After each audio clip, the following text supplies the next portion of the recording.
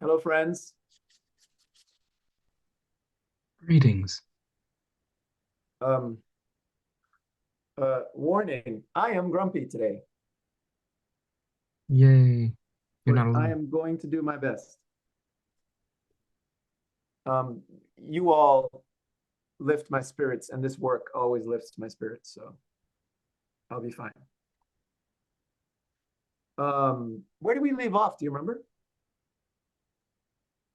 Anybody? We were somewhere before we just killed Polonius. Hmm. So we had already said, thou wretched, rash, intruding fool. Had we gotten to leave wringing of your hands? We got all that? Yes. Yes, We were doing the look upon these two blah blah blahs. right. We already did solidity and compound mass. And we Yes. and Because we had a big Charlotte, conversation about it. and you agreed that you're okay cutting that line, right? Yeah, it's a pile of nah nah nah. Who cares? Yeah. I'm not precious with this shit. You know this. Yes, I So do. Um, so we'll pick up with look here upon this picture. All right. How is everybody else doing? So Cassie's had a day and she has a headache. I, I'm grumpy. How are you guys? Max too. Feeling kind of feeling kind of raw. I saw you look at me and it's like, you You're raw. What does raw mean, man? Mhm. You don't have to talk about it if you don't want to. Just been very closely examining the self today. Uh, That's always a scary and it's a thing. Yeah. Yeah. Um Charlotte. Uh, I won a fucking union today. Yay. So You I'm an want or you agitator. want? Yeah, we had an election for Jefferson SP unions and we won. Congratulations, that's Yeah, amazing. thank you. I thought we would be the first on the East Coast, but we might be the first in the nation. Charlotte, that's Mhm. incredible. Thank you. Congratulations. Yeah, That's it was awesome. very tense. It was very weird. I was at the National Labor Relations Board today watching them count the votes. It was Wow. very weird. And we had four defectors, which was surprising. What does But we that mean? People who were on your side and didn't vote your we way? thought they were, yeah, we thought they were yes votes and they didn't. But we still won with Wow. 66%. Woohoo. And Yay. now management has to deal with us. So it's only the beginning of the next part of the journey. And this part will be very ugly, I'm assuming. And I'm gonna probably be right in the middle of it because I want to be on the bargaining table. So I'm probably putting myself in a really strange position. But And when you say 66%, you mean 66% of the employees who voted yeah, voted to voted keep. yes. Yeah. Gotcha. So Okay. management can't argue with that. Like we didn't win by one vote. We won by several votes. And it was just really a crazy experience. I've never been anything like through that. So we had a little celebration afterwards. So we're all a little like whoop doop. So that's where I'm at. Yeah, that's definitely something to celebrate. Yeah, it's weird. I've never done anything like this. So I'm an agitator. I'm like, let's How long go. have you been working towards this goal? We started agitating. I think the first initial group was like a year ago. It's been a year. Oh, wow. I joined in like April. So it's been a Gotcha. huge journey to get to this part. And now there's the negotiating part. So, and management did everything they could to bust us. They really did. And they'll continue to do crap to bust us, but Mm. they can't bust us. We're too strong. So that's where I'm coming from. It is very nasty out there and slippy and icy and gross. So that wasn't fun, but it was worth it to be out there. So anyway, let's do some ham bone. Well, yeah, Hambone will pick us all up and bring us up to your level of joy. Thank you. Hamlet's such an uplifting story. It really is. I usually come out of there very hopeful. A lot of We get to channel all our angst and leave it elsewhere. Yes. Situations. How do you all feel? Do we need to go back to the top, or are we okay picking up here? We can keep going. Yeah, wherever you want to go. All right. So,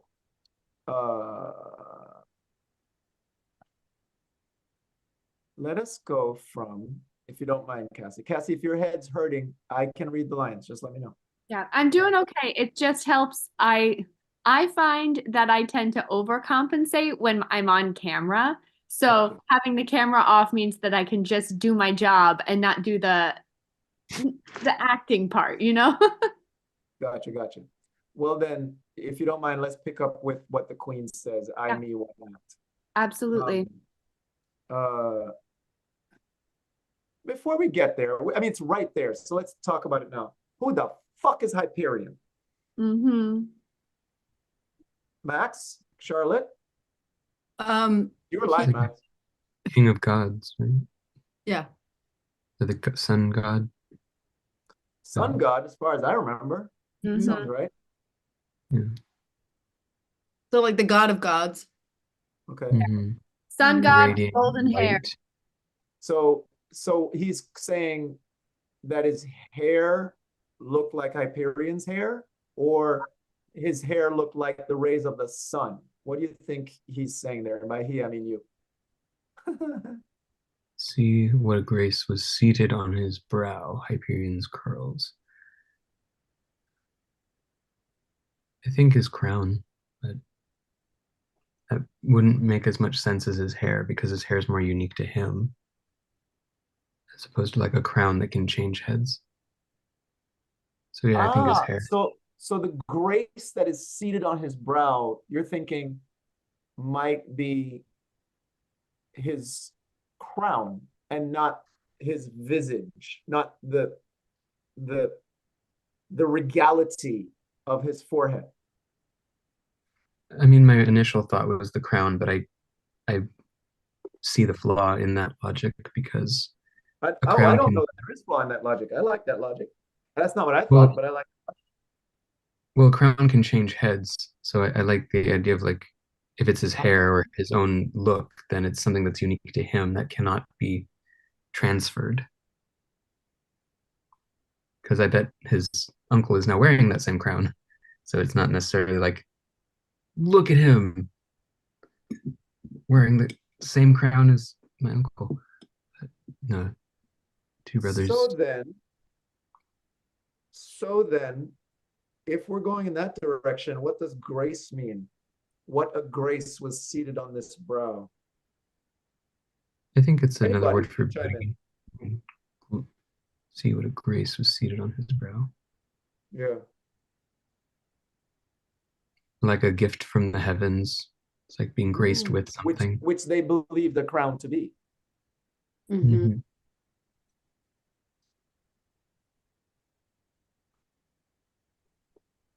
Are we going with that? Mhm. Well, that last part, the front of Jove himself, it's like the front is kind of circling back to what you said about his visage and his face, or just like the look, the appearance of a god. See, that's what I thought. And I still think front means face, but everywhere I've read front, they say means forehead, which is weird to me. Like, Mhm. why would you say your father looked so amazing that his forehead looked like God's, looked like God, Mhm. or looked like God's forehead instead of saying his face? I mean, especially in Shakespeare's time and even in Regency time, foreheads were very highly prized. The shape of one's forehead, the presentment of one's forehead. Like Jane Austen talks about it all the time, about a fine forehead. So that tracks for me, as in that is a sight of a king if you had a fine forehead, if you had a front that was godlike. That's very much in their culture of being prized. So just to throw that out there. Okay.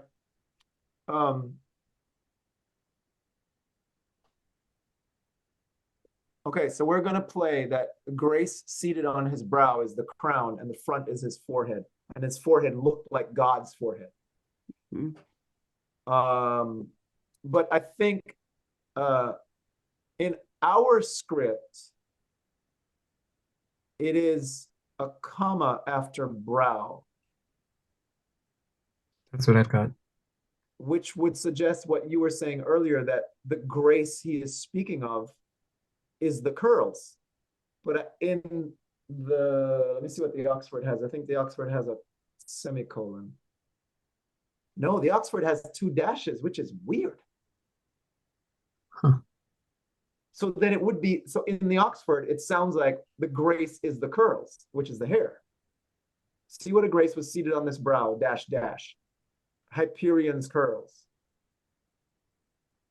Well, to me, it's like you could also almost serve as a parenthetical. On this brow, add to that information, Hyperion's curls, keep going. Mm-hmm. That's what I would like. I would love for it to be Yeah. a list. Look at the grace on his brow, item, grace on brow, item, curls, item, a forehead like Jove, item, an eye like Mars. That's what I would like. Mhm. But Right. Yeah. so, and I think if we all agree to that, then Max, well, you both share this bit. Just Mhm. make it sound like that. Make Mhm. it so. Make it so. Make it so. Yes. Use a Star Trek analogy. I love it. I can get into that. I think Like I 8. prefer that. So the grace seated on the brow. Max, you're going to play that as if, wait a minute. Let's just move on down. Look you now what follows. Here is your husband, like a mildewed ear, blasting his wholesome brother. Nothing about the crown on his head. Okay. All right, cool. So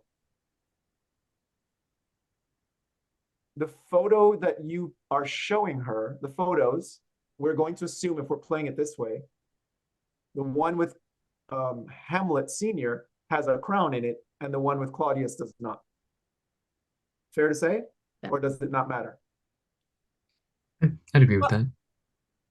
Or if it is one with the crown on Claudius, to Hamlet, it's an abomination. Okay, but he doesn't say anything about it. Or does he? No, but it's an abomination. To me, it's more traction to have the crowns on both heads, because one looks right and one looks like, Dog shit. yeah, it absolutely looks wrong. It's like I'm the on worst this one. Photoshop job in the world, and it's offensive, right? Like, I don't know. I can get behind that too. To me, that's more, I- that would fuel me more if I saw that fucking thing, Okay. I feel like if the portraits were of the king and the uncle before he ascended to the crown, it's like this is what you're choosing, because in Hamlet's mind, like there is only one king and the uncle is not the king. So it's like you went from a king to this mildewed ear. Question. Yes. Where are they coming from? Are they from Hamlet's pockets? Are they from hers? Well, one part of Hamlet has bosoms, and Hamlet's going to reach into his bosoms and pull out. No, I don't know. But that makes a difference to what the photos are, right? Or the picture. Right, like if they're in Gertrude's like room, just adorning and like, look at these portraits on your walls, because then it would be the kingly portraits. Right. She would have the official one, so it is a question. I mean, it doesn't matter. You guys can choose where they come from, but I always thought Hamlet pulls a picture of his father out of his pocket, or whatever he's carrying, or his necklace. It's on a locket. Right. And the other one is at the bedside table or somewhere in the room. I always thought that, but it doesn't really matter. I mean, it matters. No, but that tracks, but then it would be a more official photo, or maybe it would be. Yeah. I don't know. That to me, if Gertrude had something of Claudius that was more official, then it would have a crown on it. I mean, we might be splitting hairs here, but no, but it's important for you all. It's important for you all to have that image in your head of where you're grabbing the photo from. Like time period wise, how common was it to have like miniature portraits that you could carry around? Oh, I mean, depending where you said it, but usually, especially women, would wear the portraits close to their heart. You know, it'd be like cameos, or it would be whatever, or in the Victorian era, it would be a lock of hair. Like, depended on what it was, but that would depend on where this was set. how it was said. Right. Gotcha. Okay. Shall we take a swing at this? Let's take a swing at this. Whenever. Sweet. Oh, it's up to Cassie. Sorry, go ahead, Cassie. Ay me. What act that roars so loud and thunders in the index? Look here upon this picture and on this, the counterfeit presentment of two brothers. See what a grace was seated on this brow. Hyperion's curls, the front of Jove himself. I like Mars to threaten or command, a station like the herald Mercury new lighted on a heaven-kissing hill. A combination and a form indeed, where every god did seem to set his seal, to give the world assurance of a man. This was your husband. Look here now what follows. Here is your husband, Right. like a mildewed ear blasting his wholesome brother. Have you eyes? Could you on this fair mountain leave to feed and batten on this moor? Huh? Have you eyes? You cannot call it love. For at your age, the heyday in the blood is tame. It's humble and waits upon the judgment. And what judgment would step you from this to this? Sense, sure you have.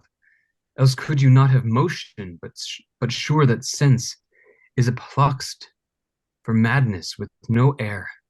Nor sense to ecstasy was ne'er so thralled, but it reserved some quantity of choice to serve in such a difference. Okay, hold.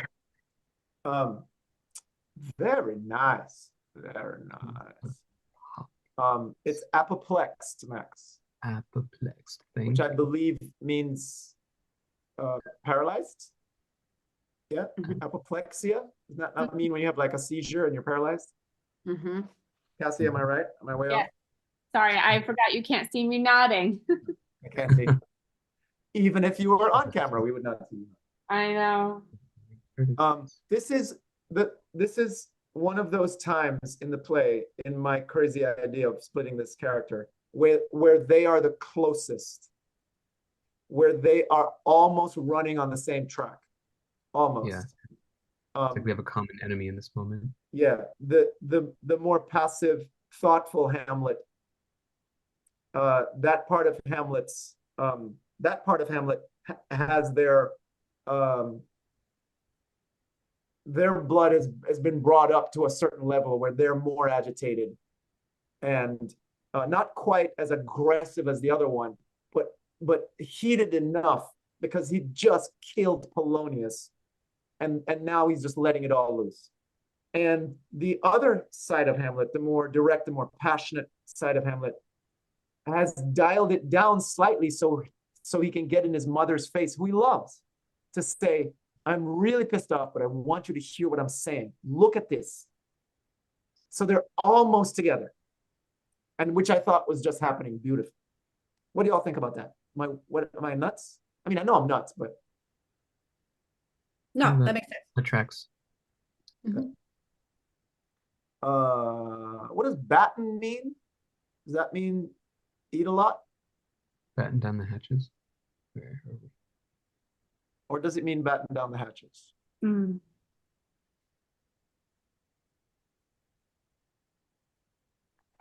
Glut yourself. That's what I'm getting. To glut yourself, Mm-hmm. to gorge. Yep. Oh, station. I always thought station meant body, like his build, but it means like posture or stance. Mm-hmm. Hmm.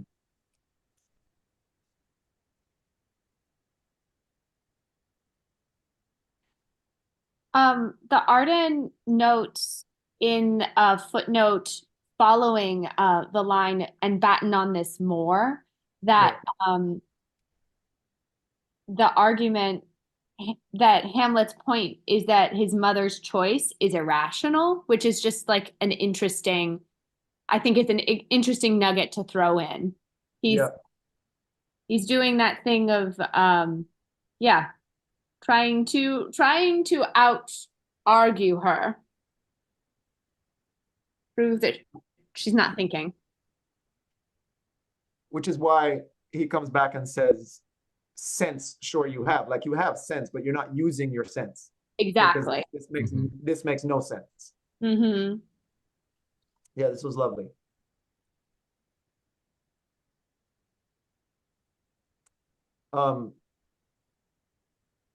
Charlotte, Mm. the heyday in the blood is tame it's very clear. Mm-hmm. It's humble and waits upon the judgment. Does that mean judgment day, or does that mean it responds to reason instead of to passion?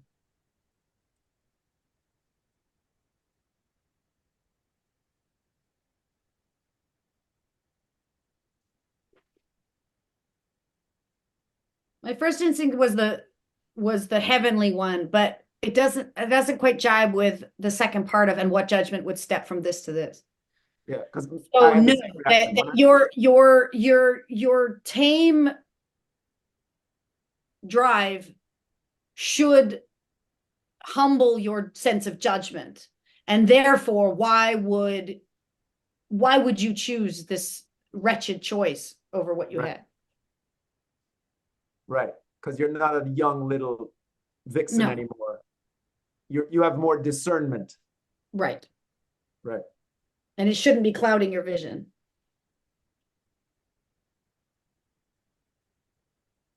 What does thralled mean? Does that mean enthralled? Yeah, like ensnared or captivated. Captivated. I like that. Hmm. I wish I had a better memory because I've looked up all these words before years ago and I just don't remember. Yeah, when your sense is, huh? when someone like takes a hold of your sense. Okay. Ensnared. Let us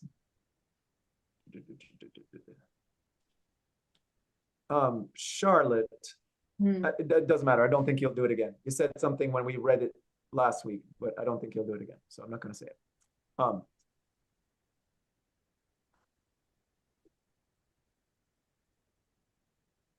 Yeah, let's just drive to the ghost entering.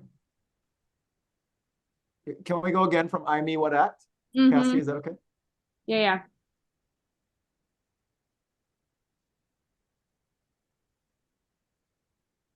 Ay me, what act that roars so loud and thunders in the index? Here upon this picture and on this, the counterfeit presentment of two brothers. See what a grace was seated on this brow. Hyperion's curls, the front of Jove himself. An eye like Mars to threaten or command, a station like the herald Mercury new lighted on a heaven-kissing hill. A combination and a form indeed, where every god did seem to set his seal, to give the world assurance of a man, this was your husband. Look you now what follows. Here is your husband, like a mildewed ear blasting his wholesome brother. Have you eyes? Could you on this fair mountain leave to feed and batten on this moor? Huh? Have you eyes? You cannot call it love. For at your age, the heyday in the blood is tame. It's humble and waits upon the judgment. And what judgment would step you from this to this? Sense, sure you have. Else could you not have motion, but sure that sense is apoplexed. For madness would not err, nor sense to ecstasy was ne'er so thralled. But it reserved some quality of choice to serve in such a difference. What devil was it that thus hath cozened you at hoodman blind? Eyes without feeling, feeling without sight, ears without hands or eyes, smelling sans all, or but a sickly part of one true sense could not so mope. Oh, shame. Where is thy blush? Rebellious hell. If thou canst mutiny in a matron's bones, to flaming youth let virtue be as wax, and melt in her own fire. Proclaim no shame when the compulsive ardor gives the charge, since frost itself is actively doth burn, and reason panders will. I'm muted. Oh, Hamlet, speak no more. Thou turnst my eyes into my very soul, and there I see such black and grained spots as will not leave their tinct. Nay, but to live in the rank sweat of an enseamed bed, stewed in corruption, honeying and making love over the nasty sty. Oh, speak to me no more. These words, like daggers, enter in my ears. No more, sweet Hamlet. A murderer and a villain, a slave that is not 20th part the tithe of your precedent lord, a vice of kings, a cutpurse of the empire and the rule, that from a shelf the precious diadem stole and put it in his pocket. No more. A king of shreds and patches. And the ghost enters. Okay. Okay. You did say it again, Charlotte. It's mutine, not mutiny. Yeah, that sounds dumb. So that's why I didn't say it loud. Because nobody knows what mutine means. Well, But yeah, I mean, yes, but I think did make a choice on that. I mean, every time I look it up, it says it's a noun. It's like a rebel or a mutineer. But Right. I think it's the verb form of mutiny. To do mutiny is to mutine. Yeah. I'm just, yeah. Not I a mean, fan of words that nobody knows. So yeah, you're right. yeah. Sorry. You're I'm right. all for accessibility, man. Well, then let's have a conversation. If we change it to mutiny, how does it scan? Or is there a better, I mean, it's hard to replace a word that Shakespeare wrote, but is there a better word? If thou canst rebel, thou canst mutiny in a matron's bones. You could take out the A, if thou canst mutiny in matron's bones. If thou canst mutiny in matron's bones. Huh. You make that work, Charlotte? Yep. Good. Anything to make something not make people go, what? Because that Good. just takes clown. I'm not a fan of that. I got you. While we're there, how do you all want to play this moment? Because the oh shame, where is thy blush? Because because if we want to keep the scansion, if we want to keep it regular verse, one option is, by the way, okay, I'm gonna go back up a bit further. I think that after Hoodman blind Charlotte, I think that is all one thought. An example is eyes without feeling. Another example is feeling without sight. Another example is this. Another example is that. Even the sickest part of any true sense would not make this mistake. So I think you're giving her a list of examples. Great. So I think it's all one thought. Anyway, so now here's one option. Charlotte says, could not so mope, and we take a beat, and Hamlet is waiting for her to react, and she's not. And Hamlet says, oh shame, where is thy blush, rebellious hell? And that's all one line. That's one option. Another option is, Charlotte says, could not so mope, and Max jumps right in with, oh shame, where is thy blush? Which doesn't mean that you're waiting for her to react to what you're saying. It means, why does this not embarrass you? How could you do this without blushing? And then we take a beat waiting for, I don't know what, we'll find something. And then Charlotte says, rebellious hell, so that we preserve the scansion. Or neither of those options. What do you like? Both of you. Well, in the folio, it's one line, oh shame, whereas, I don't know. yeah. And I think the folio. Where is that blush, rebellious hell? That's one line. Yeah. Yep. Which I like. I like that. Yep. could not so mope ends one and is the end of a line, right? Where'd it go? Where did you go? If that comes to flaming youth, let virtue be as wax.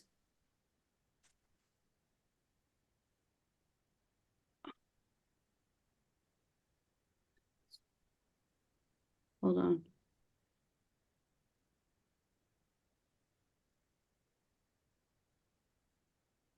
Trying to find it in the Oxford. Songs of- Oh, it's not even in the Oxford. It's not in the folio at all. Nope. Yeah, it's a second quarto line. Yeah. Nah. And according to Gideon, the second quarto is much more dependable, true to it. Meh. Debatable. Also, I look, we can have this argument all day, but like it's for our purposes, not some scholars' purposes. So like whatever it fits for you is the better choice, right? I know. So yeah, yes, but also meh. Like meh. So this is my plan. I would love to approach it scholarly, and then on the last week we just forget all that stuff and we just go at it. But I'd love for us to like dig into Then it. but then try it both ways. Yeah, okay. Because that will tell us what we want to hear, right? I think so. So Do you like that, Max? So that she says could not so mope, and you wait for her to react and she doesn't, and that generates you to say, oh shame, where is thy blush? That's and my then preference. Charlotte just keeps going. Yeah. Charlotte, I also think this is the point. Rebellious hell is where your half of Hamlet starts to take the top off the pressure cooker. yes. And the control starts to Yes. dissipate. And she's like, what the fuck, lady? You're not even paying attention. Because I think we need you to be at the top of your energy when the ghost walks in. Right.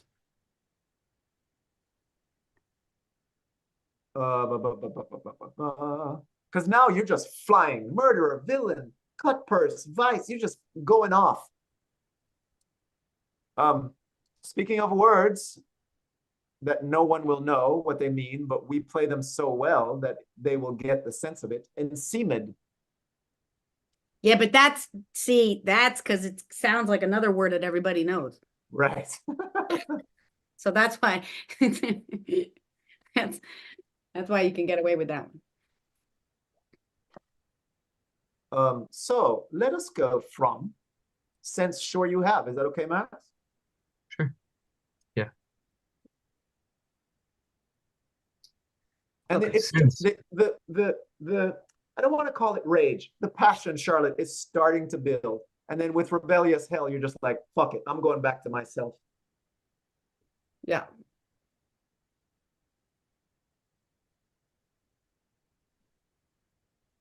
Sense, sure you have. Else could you not have motion, but sure that sense is apoplexed. For madness would not err, nor sense to ecstasy would ne'er so thralled. But it reserved some quantity of choice to serve in such a difference. What devil was it that thus hath cozened you at hoodman blind? Eyes without feeling, feeling without sight, ears without hands or eyes, smelling sans all, or but a sickly part of one true sense could not so mope.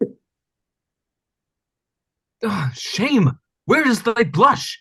Rebellious hell! If thou canst mutiny in matron's bones to flaming youth, let virtue be as wax and melt in her own fire.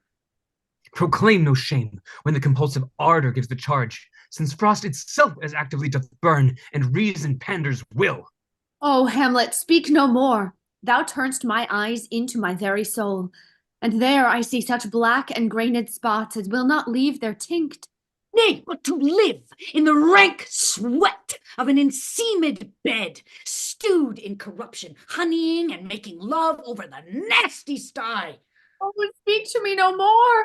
These words like daggers enter into my ears. No more, sweet Hamlet. Murderer and a villain, a slave that is not 20th part the tithe of your precedent, lord, a vice of kings, a cut purse of the empire, and the rule that from a shelf about the precious diadem stole and put it in his pocket. No more! A shade of shreds and patches! Ghost enters. Save me, and hover over me with your wings, you heavenly guards. What would your gracious figure? Alas, he's mad. Do you not come, your tardy son, to try that lapsed in time and passion? Let's go by the important acting of your dread command. Oh, say! Do not forget, this visitation is but to whet thy almost blunted purpose. But look, amazement on thy mother sits. Oh, step between her and her fighting soul. Conceit in weakest bodies, strongest works. Speak to her, Hamlet. How is with you, lady? Alas, how is't with you? That you do bend your eye on vacancy, and with the incorporeal air do hold discourse. Forth at your eyes your spirits wildly peep, and as the sleeping soldiers in the alarm, your bedded hair, like life in excrements, start up and stand at end. O gentle son, upon the heat and flame of thy distemper sprinkle cool patience. Whereon do you look? On him! Look you how pale he glares. His form and cause conjoined, preaching to stones, would make them capable. Do not look upon me, lest with this piteous action you convert my stern effects. Then what I have to do will want true color, tears perchance for blood. To whom do you speak this? Do you see nothing there? Nothing at all. Yet all that is I see. Nor did you nothing hear? No, nothing but ourselves. Look, you, there! Look how it steals away! My father in his habit as he lived. Look where he goes, even now, at the portal. And he's gone. Lovely, lovely, lovely. And he's gone. Oh my gosh, lovely, fantastic, fantastic. Fantastic, thank you, Cassie. I will try to remember to ask Kathleen about these lines, what they mean. Like life in excrements, stand up and stand on, start up and stand on end. Interesting. Like grass growing out of poop. Yes, right, that's what I thought. All about Which is a weird metaphor.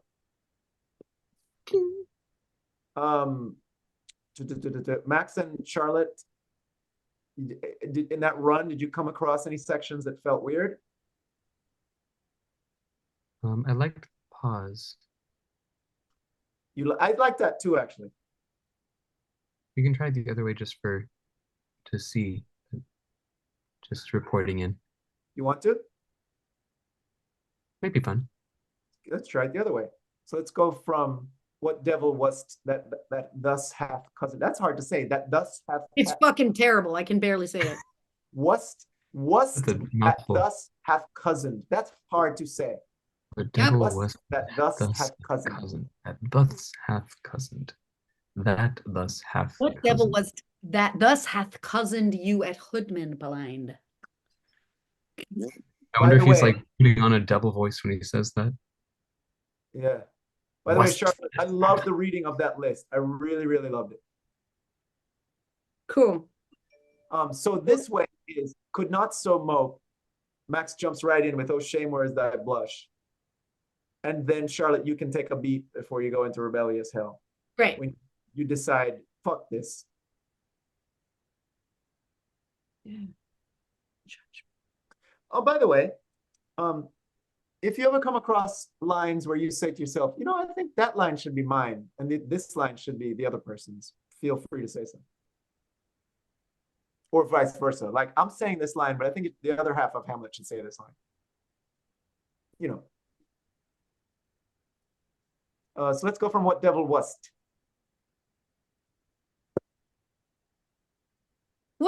devil was't that thus hath cozened you at hoodman blind?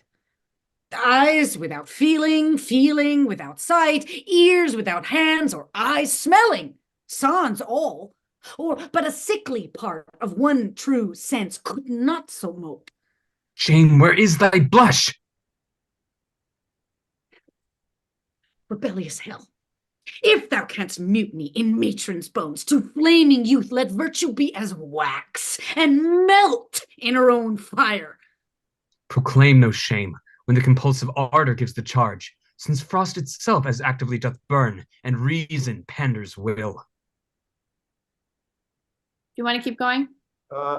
Thank you for not going. Yeah. What do you think? Which way do you prefer, Maximilian? Well, I already spoke. What do you think, Charlotte?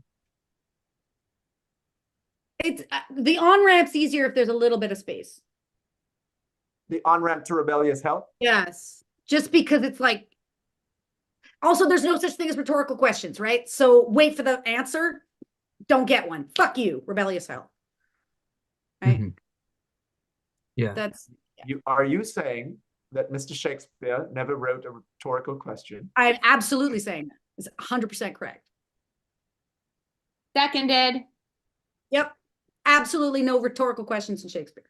I would die on that fucking hill. All right. Way more interesting to play them all as questions. As I'll be real at your questions. funeral. What? I'll be at your funeral when you die on that hill. Not gonna be many people at that funeral then, baby. So I'll be like, she died a hero. No such thing as a rhetorical question in Shakespeare. Okay, well then let's keep it this way. That works.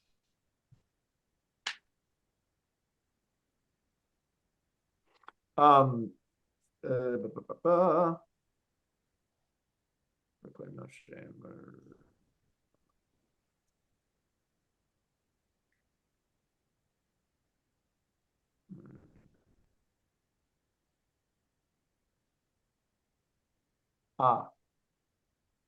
Max. His form and cause conjoined? Mm-hmm. I think what you're saying there is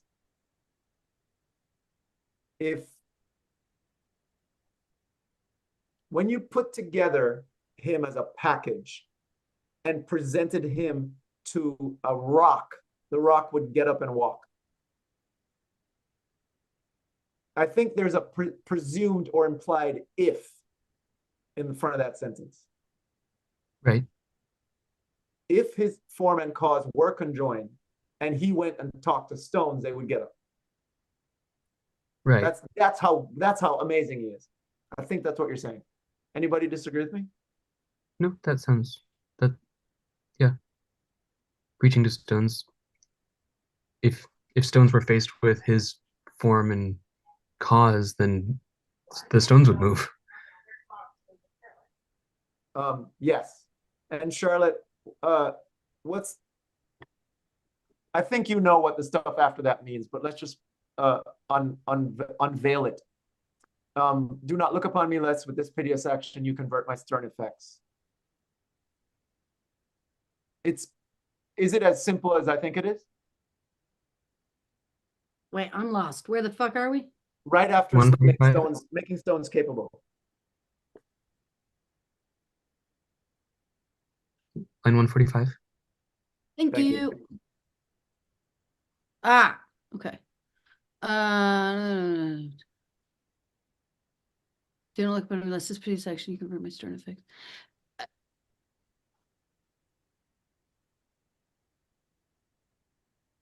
I think it's pretty simple, but what do you think it is?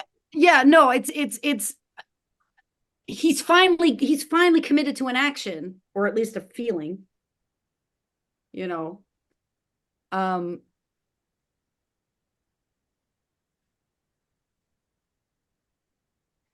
I need to stay there. Don't sway me now, right? Like don't throw me off now. And looking at you in the way that you just said, it wasn't your half of Hamlet, but Hamlet just said, look how pale he glares. Right. So are you saying he's looking at you pitifully and it's going to make you cry and lose your drive to go kill Claudius?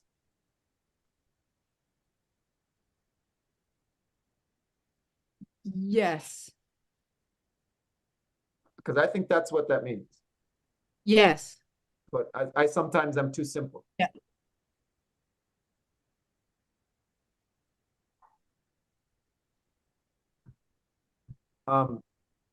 And this is one place where I really like the split, because you are the one that said, didn't you come here to tell me that I'm taking too long to go avenge your death? Right. And so that lines up well with, don't look at me like that because you'll soften my resolve.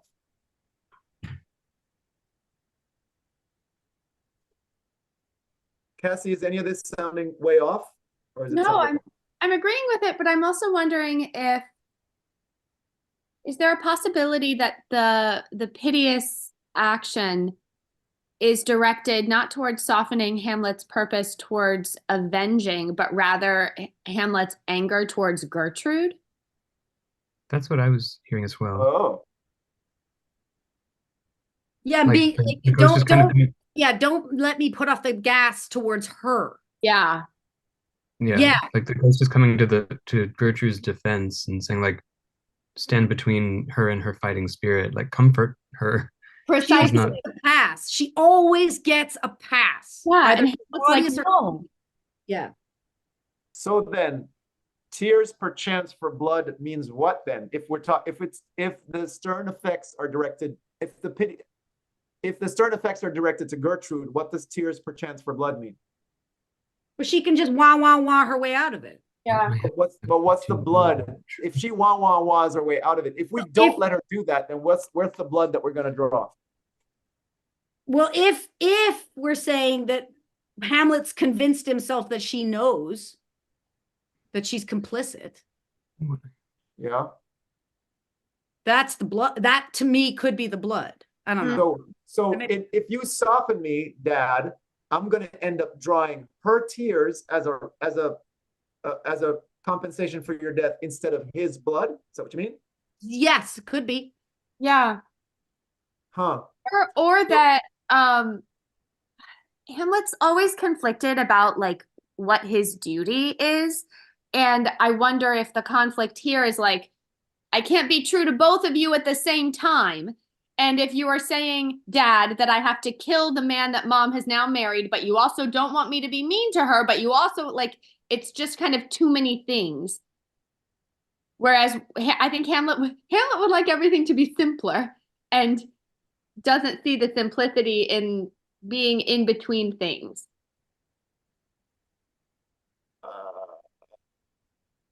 I'm so tempted to argue with Hamlet would like everything to be simpler, but I'm not going to, because that would take us another hour.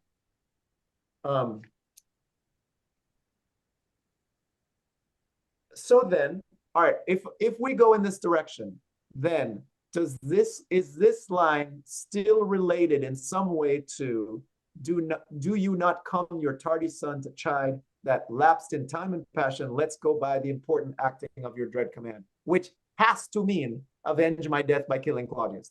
Is that not what that means? No, absolutely. But then the ghost has all of this about like, yeah, don't forget what I said to you before, but look, your mom's amazed. Stand between her and her fighting soul. She didn't mean to. You have to stop getting distracted by her and go do the thing. Okay. Yes, I don't want to drop this ball, but what does amazement mean in this context? I think it means she is surprised by what you're telling her, like she didn't know. Yes, precisely. Okay. So her fighting soul is her going, oh my God, I'm married to this man, but maybe he's responsible for killing my previous husband. Am I right? Mm-hmm. Yep. Mm-hmm. And what does conceit mean in this context? Conceit in a weaker body does more harm. Yeah, flaws in weaker bodies are harmful. Flaws. Mm-hmm. Fucking Oxford has nothing on conceit. Oh, yes, it does. Imagination of a morbid kind. Huh. Yeah, so in her weak body, she's going to be imagining the worst things, and it's not that bad. The ghost has pity for Gertrude that Hamlet does not in this moment. And I think Hamlet almost needs the ghost to just be purely bloodthirsty and then becomes confused by the ghost urging mercy towards Mama and is worried that by not only hearing like vengeful stuff from the ghost that like somehow his own fire will be tempered by that. Right. Okay, so now we've come around. Thank you all. We've turned the car all the way around the roundabout, and now we're back at our exit. So his fire, we all agree, he doesn't want his fire to be tempered, but fire to what? And you all think, I don't want to say you all, but I think a couple of you are saying that the fire toward Gertrude, and I think it's the fire to go kill Claudius. But you all disagree with me?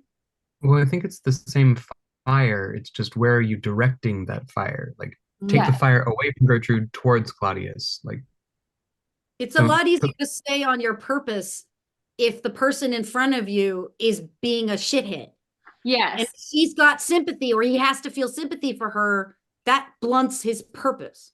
Uh-huh.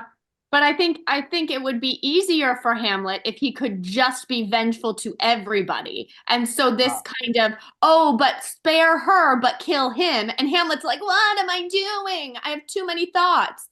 You know, he says earlier, conceit as in Gertrude's imagination. But let's talk about the way that Hamlet fantasizes about all of these things. I think this visitation is emotionally confusing for him in a way that is not helpful to him achieving his purpose.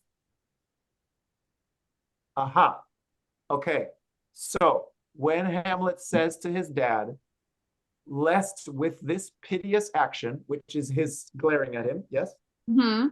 You turn down my fire, you convert my stern effects, then what I have to do will want true color. The what I have to do part is killing Claudius, yes? Okay, so we're on the same page then. Yeah, and yeah, he'll just end up crying about it rather than shedding Claudius's blood. Right. So we've come back to what, okay, good. So we're talking about Hamlet's tears, not Gertrude's tears. No, it's Hamlet's tears. But Gertrude's tears aren't helping. They're fuel on this fire that's unhelpful. Like Gertrude going, I need to talk to your manager is not helpful. You know what I mean? Like he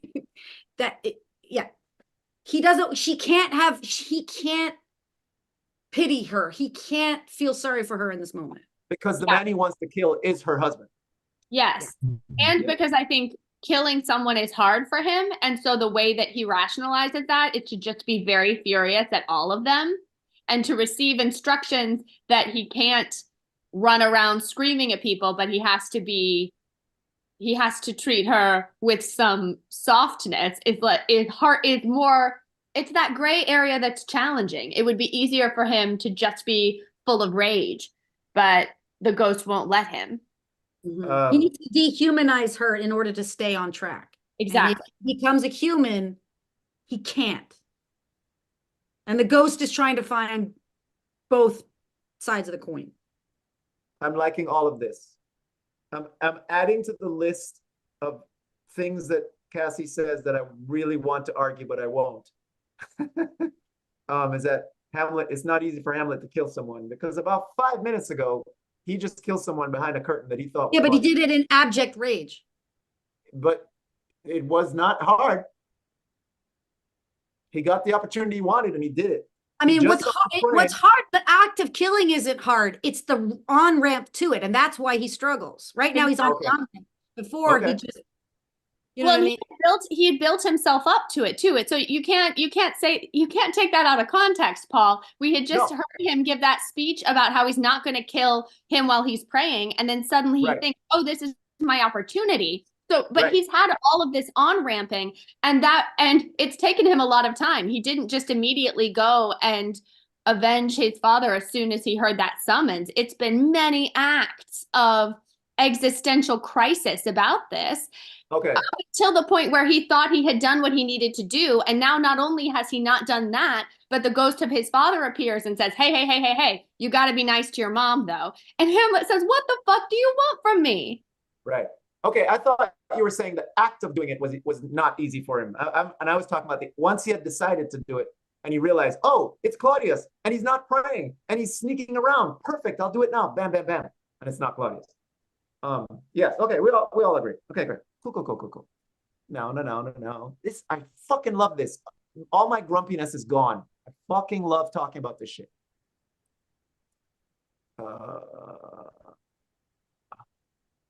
Oh shit, I wanted to tie this back into something we saw earlier.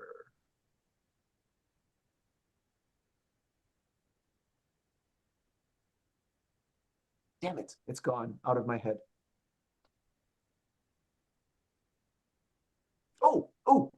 It's a Kathleen question. It's a Kathleen question, but I'll ask it in this company. When do you think Gertrude starts to get what Hamlet is saying, that the man that you married, the brother of your former husband, is the man who killed him? Or has she gotten it yet? I think she certainly has gotten it by the time she says, I will not breathe a word of this. I think she's gotten it by then. But when do you think she starts to get it? It's really a Kathleen question, but if y'all want to take a shot at it, we can, or if you want to move on, we can move on.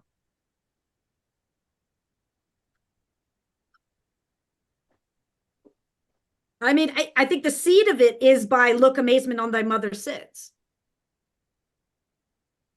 So that's the ghost telling Hamlet she is really surprised by what you're telling her. Yeah, I mean, like whether or not she's processed it is a different question, but I think suddenly the prism is shifted and she's at least seen a corner of the picture. Maybe. Okay. So but to elicit that kind of response isn't just he's talking to nothing. I don't think. I agree.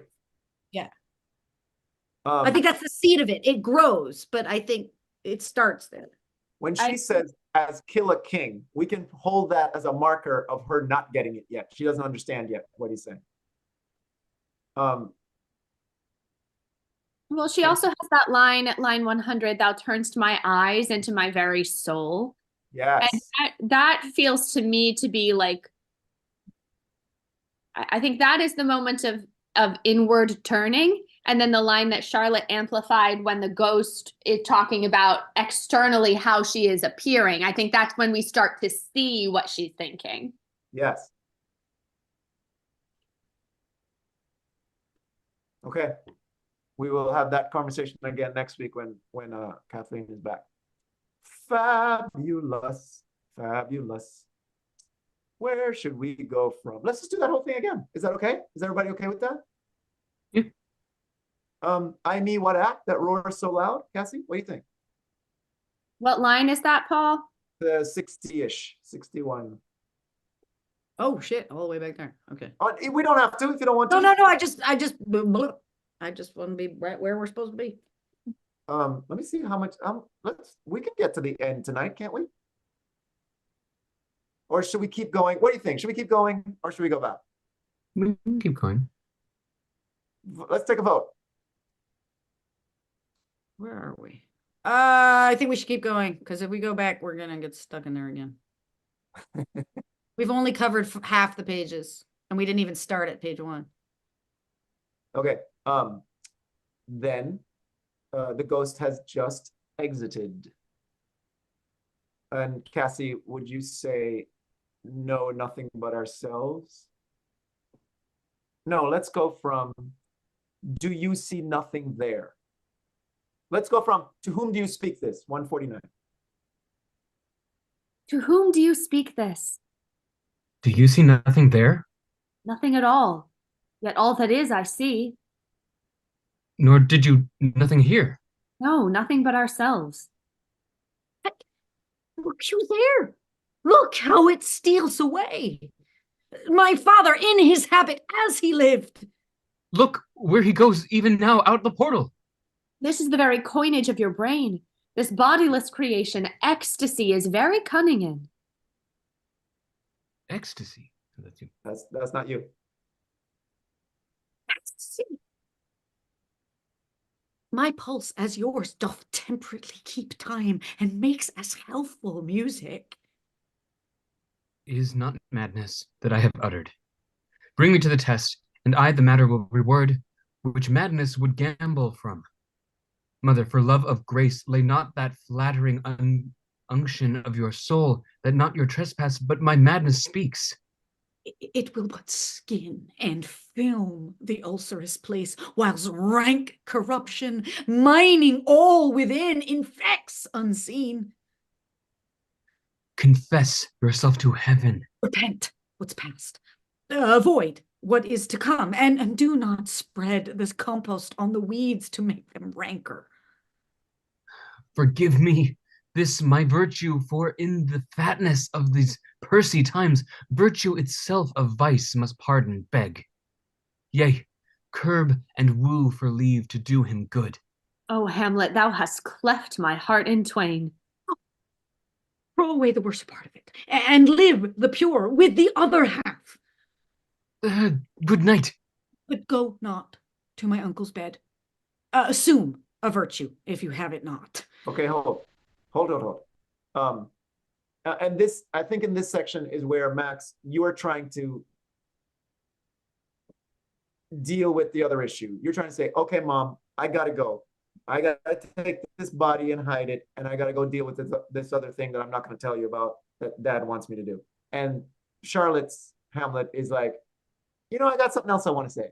I want to say this again. And Charlotte keeps coming back, and you keep going, okay, good night, I'm leaving. But we're not there yet.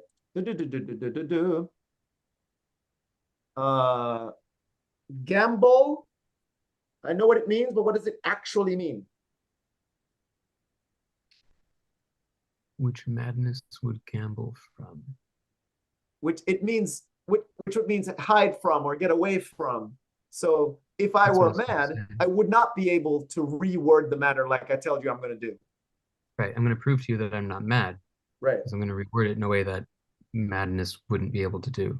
Just wonder what the word gamble actually means. I like to know what they actually mean and how they're using it. Leap or skip. It's like a dancing kind of. Dance. Oh, gamble. Yes, like Eguchik says in Twelfth Night. Gamble. Yeah. Dancing. Run or jump about playfully. There we go. My Arden also reminds that there's another meaning that is shy away from, as in Falstaff saying to Poins, such other gamble faculties. Huh. The Oxford says the same thing, shy away from. It doesn't give that example, but it says shy away from. Yeah. But I like the image of dancing away from, because a mad person would dance away from it. I like that. Okay, so now we know what it means. Okay, cool. Max, lay not that flattering unction to your soul, not on your soul. For love of grace, lay not that flattering unction to your soul, that not your trespass, but my madness speaks. And you get what that means, yeah? That line. Not entirely. Unction. Unction is like an ointment. It's like a salve. And my Arden reminds me that particularly in this time period, the word unction and thinking about oils was also meant to conjure images of religious rituals, like anointing the sacrament. Oh, okay. Ooh, that has a nice layer to it. So in other words, don't soothe your guilt about what happened by telling yourself that it's my madness that's making you think it, and not the fact that you did it. Yeah. Right. 100%. And I like that it has a religious layer underneath. I love that. Mm-hmm. Yeah. And we get what skinning and filming and ulcerous places. All of that makes so much sense. Oh my gosh, that's such beautiful language. Skin and film the ulcerous place while rank corruption mining all within infects unseen. That is fucking beautiful. God damn it, that's good. I think, Max, with confess yourself to heaven, you can be Mhm. starting to wrap up. You can be starting to say, okay, I gotta go. Next But here's what I want you to do. I think you can Mhm. be sort of in that mode. Yeah. Now let's talk about the forgive you this my virtue line. What are you saying? What does that mean? Well, what it was feeling like to me was like he's not saying he's doing anything wrong, but he's still asking for forgiveness. Like, forgive me for doing the right thing, even though it's tough love. Mm. I like that. I don't like the the Oxford's explanation. I don't know, Cassie, what the Arden says, but I like what Max just said. But in the fatness of these Yeah, Percy these times, Percy what the times. fuck are you talking about? Virtue itself of vice must pardon beg. It sounds like times of opulence and and what's that other word that we use all the time? Decadence. Hmm. Is that what it means? In the fatness of these Percy times? I mean, I was imagining like a purse that was full, so that's what's resonating with A me. fat purse. Okay. Mm-hmm. My Yeah. Arden does point out that this is the closest that Hamlet gets to apologizing for his behavior to Gertrude, and that Mhm. it's interesting to consider that it's not actually an apology, but in fact a description of his own virtue. Right. It's like, forgive me for saying the truth. Exactly. Ah, It's a it's like little passive aggressive. It's like tough love, baby. This is what I gotta do. Yeah. I like that take on it. I do like that take on it. Um, Sorry, not sorry. huh? Yes. Sorry, Sorry, not not sorry. sorry. I'm sorry that I'm so good.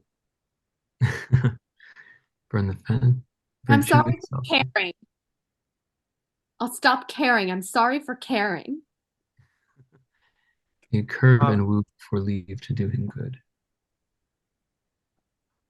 uh, so, virtue itself, of vice must pardon beg, must like get down on a knee and beg pardon for leave to have some good done to virtue. So what is the vice in this situation? The virtue is Hamlet's virtue. Mm-hmm. Mhm. Virtue itself of vice must pardon beg. What's the vice? His Anybody? mother and her transgressions. Mm-hmm. Is it that simple? Really? It might be. Like, I am virtue, you are vice. I'm asking for you to forgive me, even though I know you're wrong. Yeah. He says it twice there. Forgive me this my virtue, for in the fatness of these Percy times, virtue itself. So is he placing, is he antithesizing them, or is he staying on the virtue? Hmm. I think he's staying on the virtue, Charlotte, but it's an interesting question. Is he still talking about his virtue or virtue in general? Right. Yeah, definitely Virtue, like zooming and out. is he, and maybe the vice is not specifically referring to something that we've been talking about already in this room tonight, Mom. Maybe he's just saying even virtue, the concept of virtue has to ask permission to be virtuous in the presence of all the vice that's going on around us. Maybe that's what he means. Hmm. Or it's like, Or I've got to do shitty things too. I'm mhm, about to go kill this guy. I like right. that take. Or in the But fatness of these that's my virtue, and vice comes out of virtue. Sometimes they're side by side, and this is what I got to do. You got to look in the same mirror. I don't know.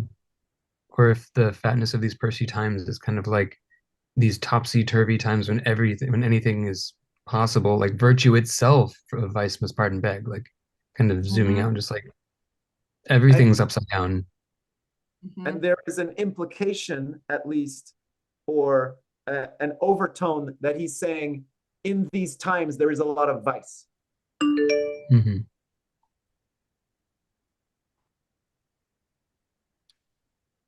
But And he, also, yeah, there is an oxymoron of fatness and Percy times beg, right? yeah, You've yeah, got gluttony and you've got scarcity. And he says, Yep.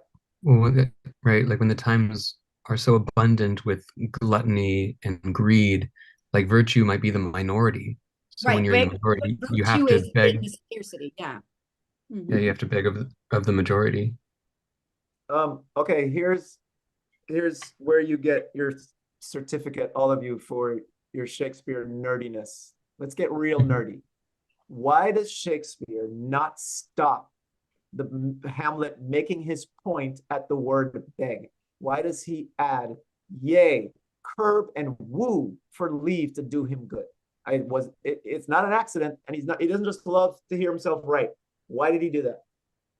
What's a call to action requesting something of his mother?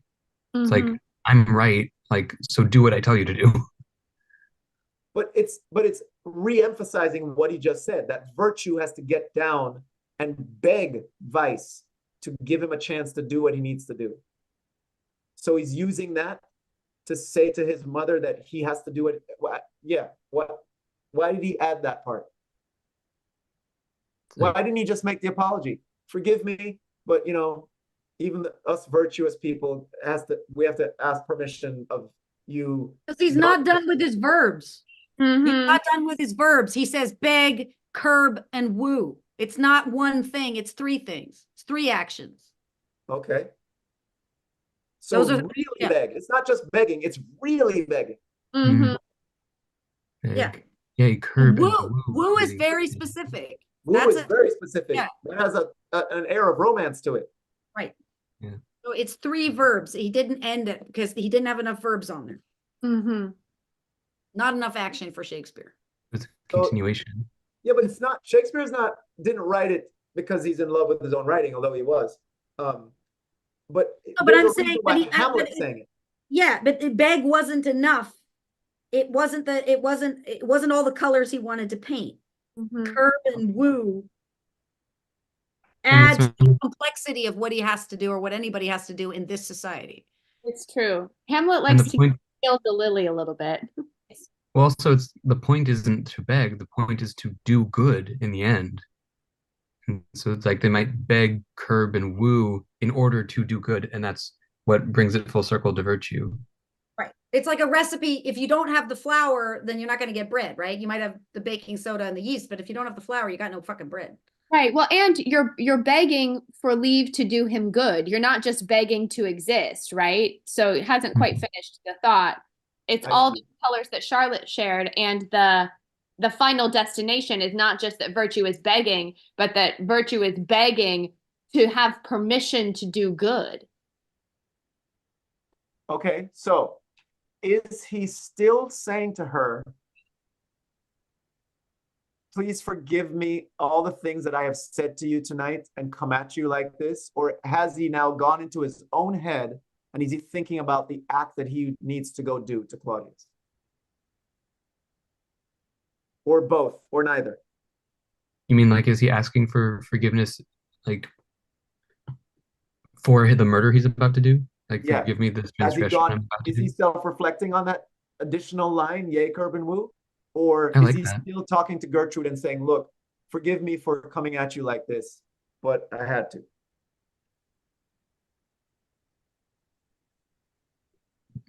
Because he's not telling her what he's going to do, right? He's not saying to her. I think he wants her to see.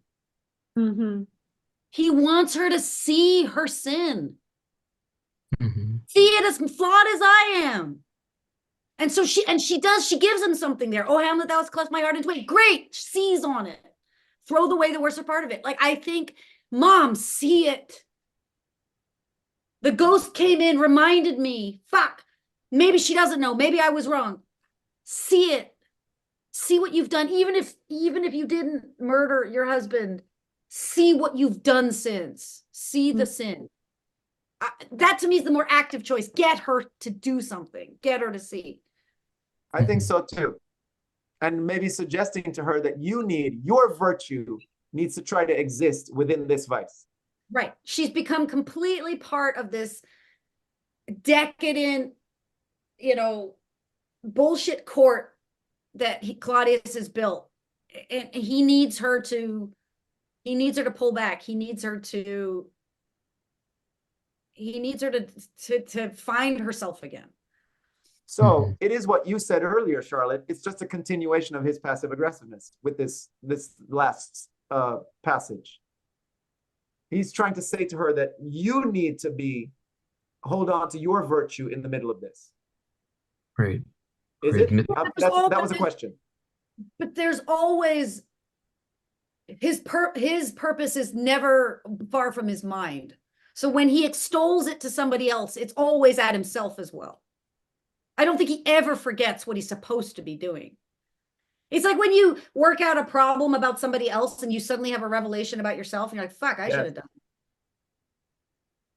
it. So this is going to affect how you play it, Max. It's either what Charlotte just said and did, that he's saying it to her and then realizing that he can apply that to what he has to do, or he's saying it to her, he's asking for forgiveness, and then he realizes, oh, I can also motivate you to lift up your own virtue, even though you are entangled in this very ugly situation.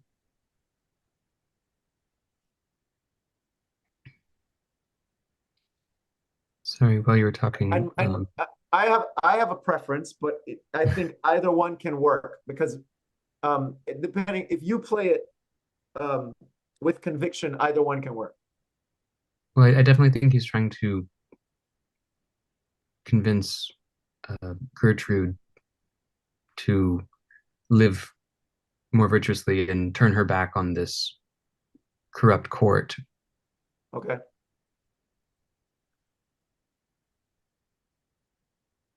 So then, forgive me this, my virtue, could be, I'm just throwing it out as a suggestion, could be the end of the apology, the fake apology.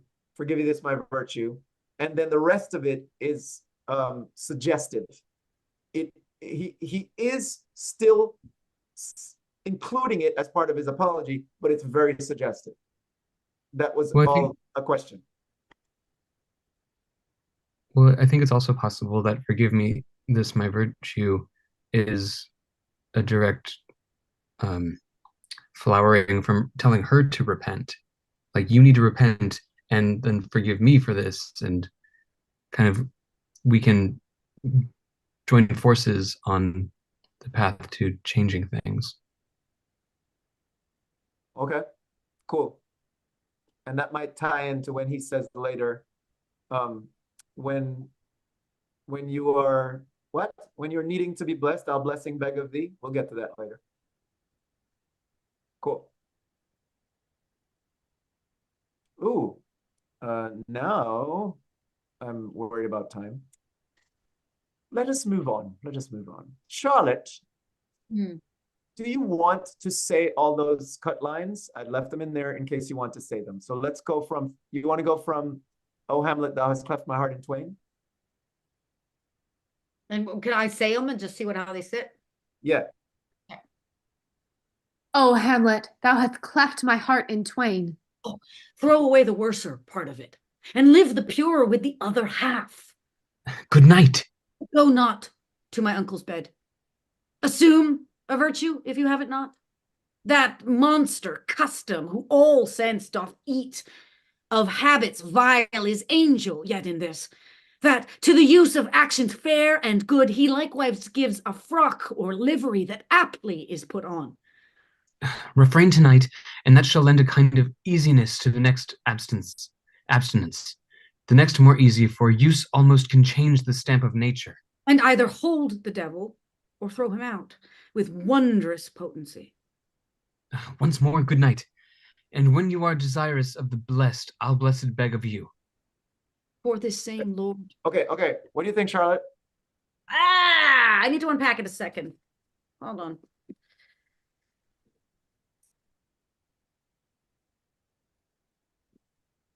Am I telling her, like, stop sleeping with him because he's about to be killed and he won't be in your bed anymore? So you better get used to it now. Oh, wow. It could be that. I always just thought it was Hamlet going, let's start to turn this ship around. I understand why you're here. You married him, but let's start to make a change. So don't sleep with him tonight, and you will get used to not sleeping with him, and it'll be easy to tell him no from now on. But yes, you could include a layer of, I know something you don't know, Mom. He's not going to be around for a while. But I think To it's the him next just saying, abstinence. please don't do this anymore. Yeah, it's a lot of antithesis, right? Devil, angel, Yeah. and it's putting on it's all the mockery of you put the livery on, you put the face on that you think it's legitimate because you're married to him, because he's the king, because he's all these things, and yeah, and that you're telling yourself it's okay, but if you don't do it, it'll get easier. Yes. So that's why the lines are cuttable, because he's basically saying the same thing. He said, if you practice something, it becomes habit and it becomes easier. Right. I mean, for me, like the simplest way to say that line is assume a virtue if you have it not. Yeah. So I'm always a fan of cutting the flowery shit if we already got it, such a beautiful line in that. So I'm a fan of cutting it. Okay. And again, I'm usually a fan of cutting because less is more. All right. Also controversial in the world of Shakespeare, but there you go. I'm going to treat it like it's gone. So we're going, Max, so you know, Charlotte's going to say assume a virtue if you have it not. And you can take a beat and say refrain tonight, because we're fucking up this scansion, but it's okay. Okay.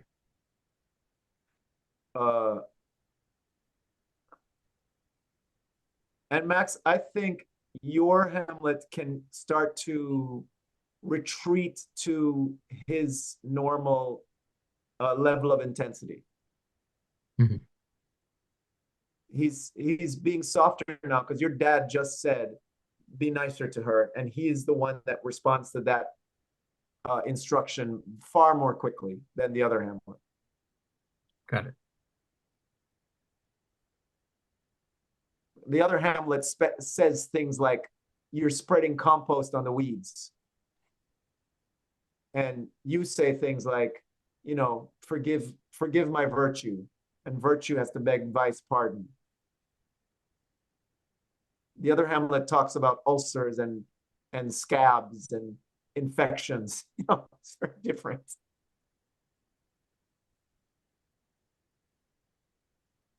Oh my gosh, we're almost at the end. Mm-hmm.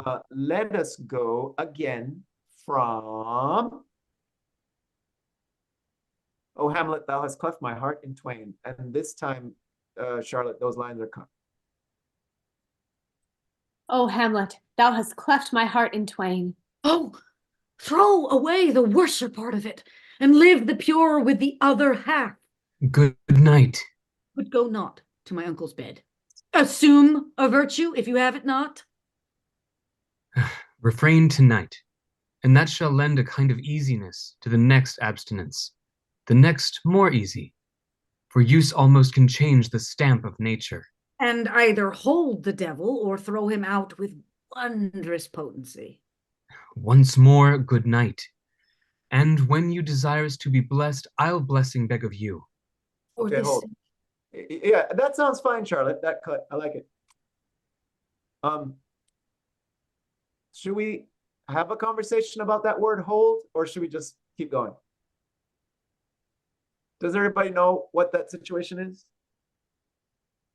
In the second quarto, there's a word missing. Let's not have a conversation about it. It's 9:30.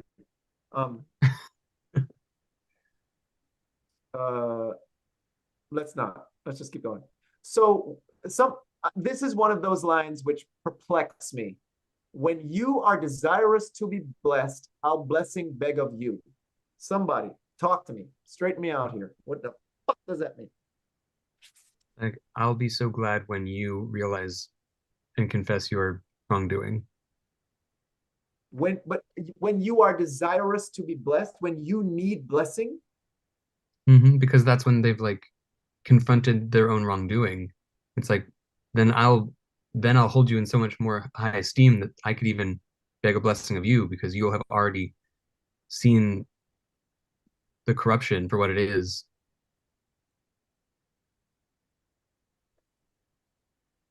Okay. But I'm not going to wait until you have received your blessing to come to you for a blessing. I'm going to come to you for a blessing when you need a blessing. But when you desire, it's not being about, too simple here? well, it's not about needing a blessing. It's about desiring the blessing. Because like when you want to be blessed is when you have to admit that there's a problem before you can change anything. So it's about once you admit that this is wrong, then I'm right here for you, and we can be together in this. Well, according to this particular editor, what Mhm. Max said is exactly what this person said. And when you show some sign of wishing for the blessing of heaven by repenting, I will be once more your dutiful son and ask your blessing at parting, as I used to do. Huh.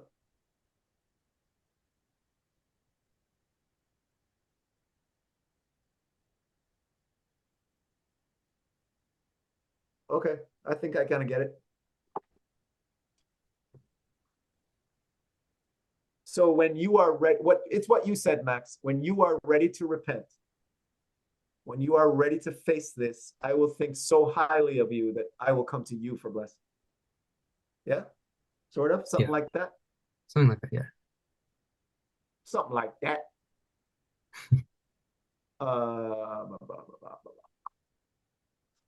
We're gonna make it to the end tonight. We're gonna make it to the end tonight. So, Max, let's go from Charlotte. You're good? You looking up something Yeah, no, I was just looking at the notes on that. But yeah. on the blessing bit? Yeah, act as a dutiful son. Catholic popular traditions included the blessing of children by parents, which entailed the consecration of the child to God and the invocation of God's protection and favor. It feels So like it. Yeah. Well, and that feels like it like links back to what we were just talking about in terms of the oils, and like we're now drawing on a lot of religious iconography here. Mhm. And the sacredness of the mother son. Yeah, big time. I love that. So, Max, keep that in mind on that line. It's Okay. almost as if you're laying in your mother's lap with your head on her belly, saying, Goodbye, Mom. I love you. And I hope you work this shit out. Believe me, whenever there's a conflict in this house, Julian sides with me always. Haha. Real. Sons always side with their mamas. That's because Damon taught him whenever there's a conflict, pretend to side with your No, mother. it never works in Damon's favor. It's just edible. It's just DNA. As old as time itself. Let's go from refrain tonight. How about there? Yes. That's me. No, that's not. Where are we? Oh, yes. 186. Ish, yeah. Refrain tonight, and that shall lend a kind of easiness to the next abstinence, the next more easy, for use almost can change the stamp of nature. And either hold the devil or throw him out with wondrous potency. Once more, good night. And when you are desirous to be blessed, I'll blessing beg of you. Yes. For this same Lord, I do repent. But heaven hath pleased it so to punish me with this and this with me, that I must be their scourge and minister. I will bestow him and will answer well the death I gave him. So again, good night. I must be cruel only to be kind. This bad begins and worse remains behind. And they're leaving. One word more, good lady. What shall I do? Not this, by no means that I bid you do. Let the bloat king tempt you again to bed, pinch wanton on your cheek, call you his mouse, and let him for a pair of reach kisses or paddling in your neck with his damned fingers, make you to ravel all this matter out. that I essentially am not in madness, but mad in craft. 'Twere good you let him know.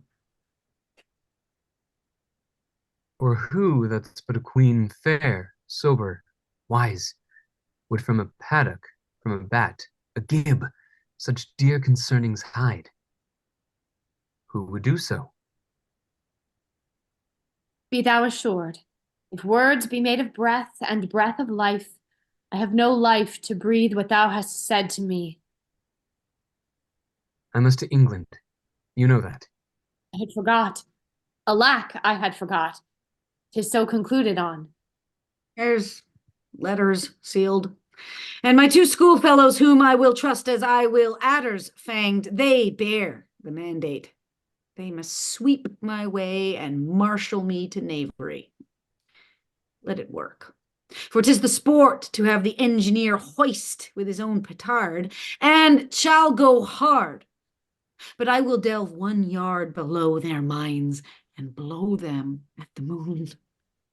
Oh, 'tis most sweet when in 1 line 2 crafts directly meet.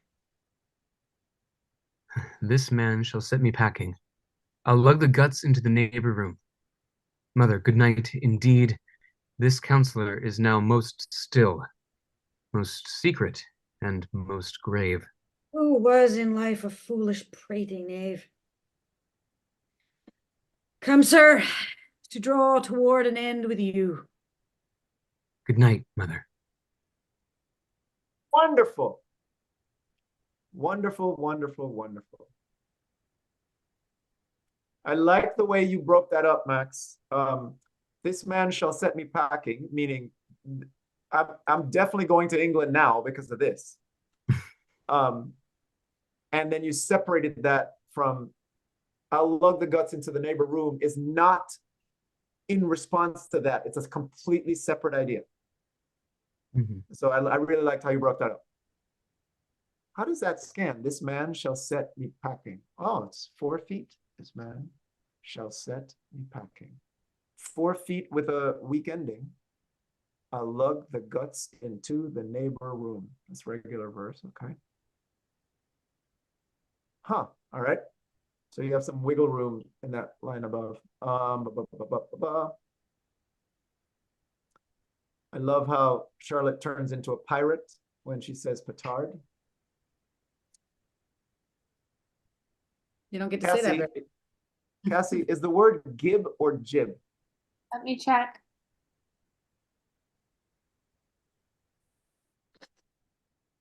Hamlet having fun there. Huh? Like hoist with his own petard, and shall go hard, and I will delve 1 yard. Yep. Like he's flexing. He was pretty good, this poet. I mean, if Hamlet weren't, it's like Romeo. They're really fucking fun when they don't have all this dumb shit to do. Yep. You know, Romeo gets played like such a tool half the time, but he's really quite fun. And a tool. Well, but he's played like one, but he's not really. I mean, he acts a fool when he, but you know what I mean? Like, he's got to be on par with Mercutio to spar, right? And so does Hamlet. Like, they're really fun little, and you can never keep that down. It always bubbles to the surface, even when they're in these situations. I agree. Yeah. Marshall needs him. They must sweep my way. In other words, clear a path for me and marshal me to knavery, lead me down to some dastardly deed that they have planned for me. Mm-hmm. I'm going to let it work because it will be fun. It'll be a fun game to have them caught in their own trap. Mm-hmm. And it shall go hard. Does that mean it will be difficult, but I'm going to get beneath their level and blow up their game? It shall go hard. Does that mean it'll be difficult? Or does that mean it will be taken wrong? Or no, does that if we're using, if it's a nautical reference or something, like get in front of them, get below them, Like I've got to speed before, I've got to get ahead of them or under them or whatever. And then I will delve 1 yard below their minds and blow them at like, I don't know. I feel like it's a movement metaphor. Like go fast. Yeah, it's not hard as in difficult, as it's in, yeah. That's the way I read it. Oh, Get let out. oh, if it's nautical, it's a hard tack. It's a Yeah. hard directional change. Yeah. Right? Okay. Yeah, like I've got to get around them. I've got to outmaneuver them so I can fuck them up. I love it. Yeah, because he knows he's going on a ship. He knows he's already 3 steps ahead of them. He's gonna, take the letters and the seal and the blah blah blah blah blah. I love it. Well, something I liked this time, Max, that I noticed was Otis most sweet when in one line 2 crafts directly meet. That to me feels like it plays into this concept really well. Like the 2 of us came together there. Mhm. Ah, nice. I didn't even think of that. That's very nice. I believe, I'm not looking it up, but I believe the minds, ships, since we're sticking with this metaphor, ships would bomb each other, Right. would drop mines underneath ships. Yep. And blow them up. So what Hamlet is saying is that my mines are going to be even deeper than theirs, and it's going to blow the whole fucking thing up. Right. And they're going to be surprised. I think Right. that's what. Throw them at the moon. Yeah. Blow It's them like at the moon. they're saying it's a diplomatic mission, take him, blah blah blah. And he knows that's all bullshit. So he's gonna have to go 1 level lower and blow them up from underneath. Yeah. There's something I have never noticed before until Max just read it. I must to England, you know that. I had always thought that was a question, but there's no question mark there. Can we just pretend that it's a question, or is that intentional that there's no question mark there? Well, I think he's reminding her. Okay. I like that. I like that. Could we talk really quickly about line 212? I just Yes, fell down a bit of a Google rabbit hole looking for the pronunciation there. Yeah. And I am realizing that this list of creatures, paddock, bat, and gib, are all witches' familiars. Paddock is a toad, a bat, and a tomcat. So that list feels pointed, particularly when we're talking about Gertrude. And just like another tool in your arsenal there, Max. Except that he's referring to Claudius with those adjectives. Oh, you're right. Yeah. He's saying a wise and virtuous queen would keep this information from such a person. Right? Sure. I think what I'm offering Max is that the 3 things that he's listing there are connected to witches, and that becomes very pointed when he's saying that to a woman. Not what he's referring to in the list, rather, but that I don't mean this, but are we like it's mansplaining a little bit, in that like I'm giving you all the witches creatures, but that just feels interesting. It feels like another layer. I don't think that he's we're not like making any kind of accusations of witchcraft. That's not what's happening. But I always think it's very pointed if men are using language connected to witches in conversation with women. I love that. I love that. Yes, Max, keep that in mind. Yes. So I actually have a question as well. yes. The part of that section confuses me because it sounds like by no means let him tempt you into bed. Yes. And that's right where I was going with this. That's right where I was going with this. This is one of my least favorite passages in the whole play, because it throws me. It's distasteful to me that he's playing it as sarcasm, but that is what it is. It's pure sarcasm, even down to "'twere good you let him know," and that's difficult to play, I think, especially for Charlotte's side of Hamlet, who doesn't really do a lot of sarcasm. Charlotte's Hamlet speaks directly. Right. You fucking do sarcasm all day. What are we talking? Well, what I was trying to Charlotte get can do sarcasm, but that whole thing is sarcasm. well, So the part that I was don't do this thing that I'm about to tell you. Don't do this. And you're going to let him kiss you, and then you're going to tell him all this stuff. Oh yeah, it'd be really good if you told him. And then you come in and go, yeah, because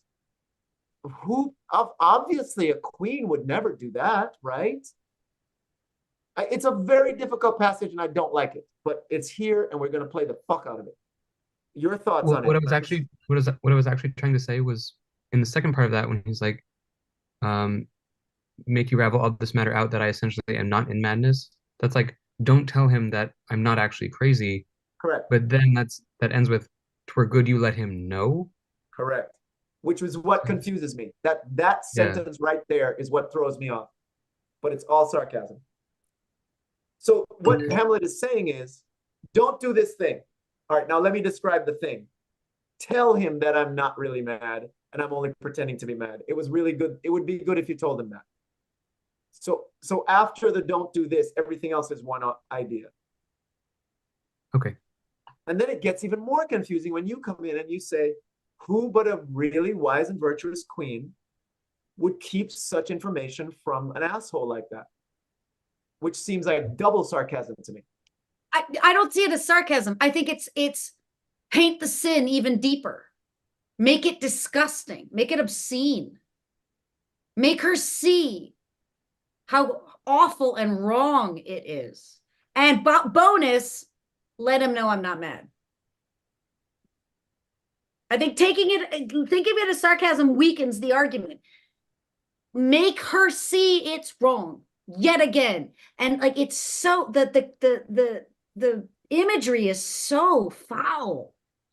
Reachy kisses, you know, it call you his mouse. I mean, that it's like bile. And I think there's a sick enjoyment Hamlet gets out of screwing it to her one more time, but it's under the guise of this is a tactic. Let him know I'm not mad. Okay. It takes it out of sarcasm world. To me, it makes it. I'll tell you what I'm worried about, and I trust that you will solve it. I'm worried that we lose, that the audience loses the sense of that. I don't want us to let go of that top line that says, don't do this thing that I'm about to tell you. I don't want us to forget that that cover over what we're about to say. Because if it sounds like you're saying, yeah, you should do that, you should tell him this, then it gets confusing. Yeah, but like, you know, get him to do this stuff, but you know you're not going to do it right because it's that disgusting. You know, I think. Well, you have to play that and make sure that we get that sense. Okay. So that when we get to the end of it, when Hamlet says, "'Twere good you let him know," that we, the listener, knows that what Hamlet is saying is, it would be horrible if you let him know. Right. Okay. And by the way, I got a note here from Cassie. You pronounced it correctly, Max. It is Gib. Oh, and obviously, because Cassie just gave us that whole thing about the witches, and she said Gib. One final thought about this speech. There's a part that I cut. It's after who would do so. And it is, I'm trying to share my screen. I'm sorry, here I come. It is. No, in despite of sense and secrecy, unpeg the basket on the house's top. Let the birds. You see that? Who would do so? No, despite. There was a story at the time about a gorilla who put some birds in a basket, and it was on top of the roof, and when he opened the basket, the birds flew out. And the gorilla thought that if I climb in the basket has powers that will make me fly. And the gorilla climbed in the basket, and when he jumped out of the basket, obviously he didn't fly, and he crashed down and broke his neck. And what Hamlet is saying is, now it's no longer, now he's really saying this directly and not, well, I don't want to use the word sarcasm again. He's saying, let the king try to figure this out on his own. Don't tell him that I'm pretending. And in him trying to figure it out, he may fuck himself over.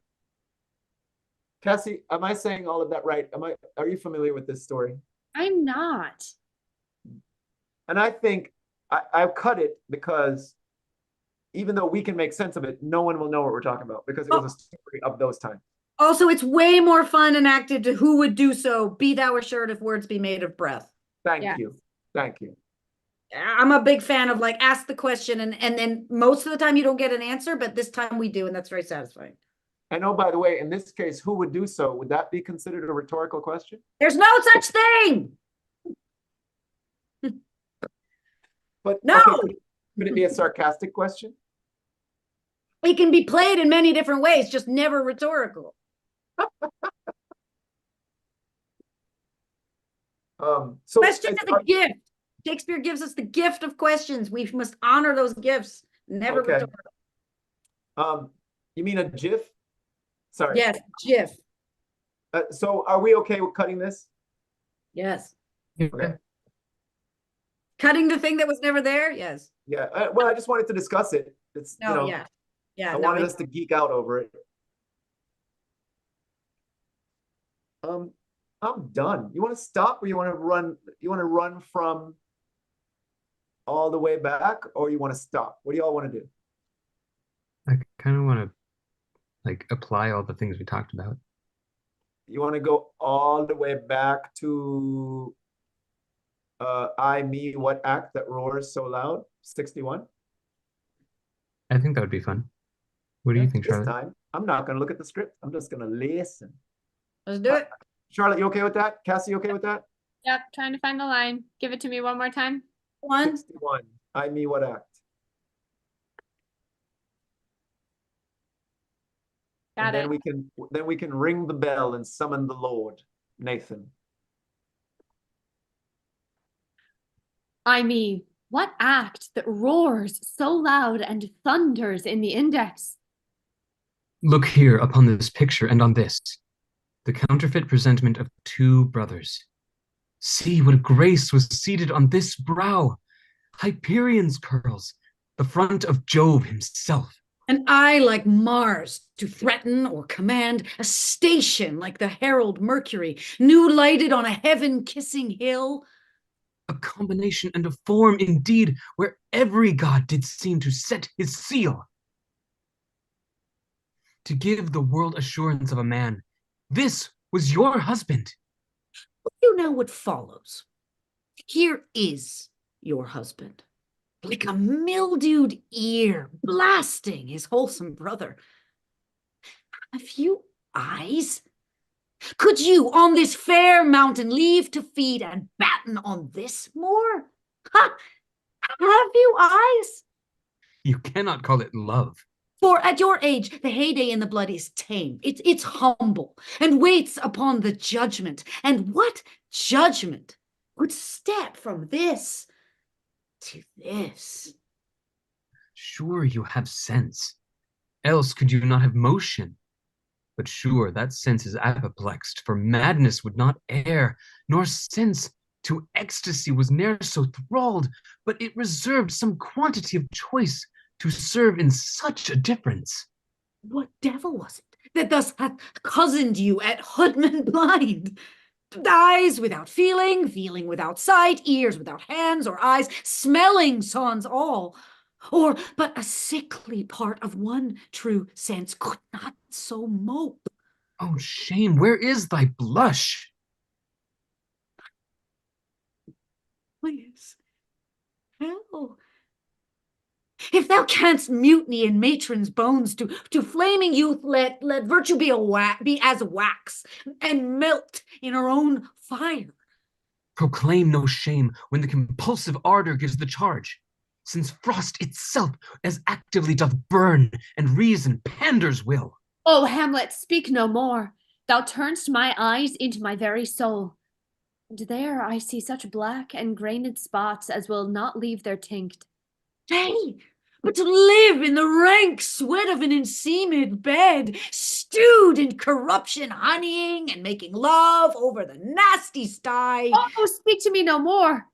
These words like daggers enter in my ears. No more, sweet Hamlet. A murderer and a villain, A slave that is not 20th part the tithe of your precedent, Lord, a vice of kings, a cutpurse of the empire and the rule, that from a shelf of the precious diadem stole and put it in his pocket. No more. A king of shreds and patches.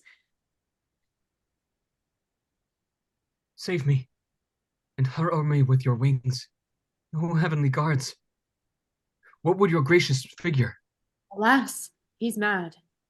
Do you not come, your tardy son to chide that lapsed in time and passion lets go by the important acting of your dread command? Oh, say! Do not forget, this visitation is but to whet thy almost blunted purpose.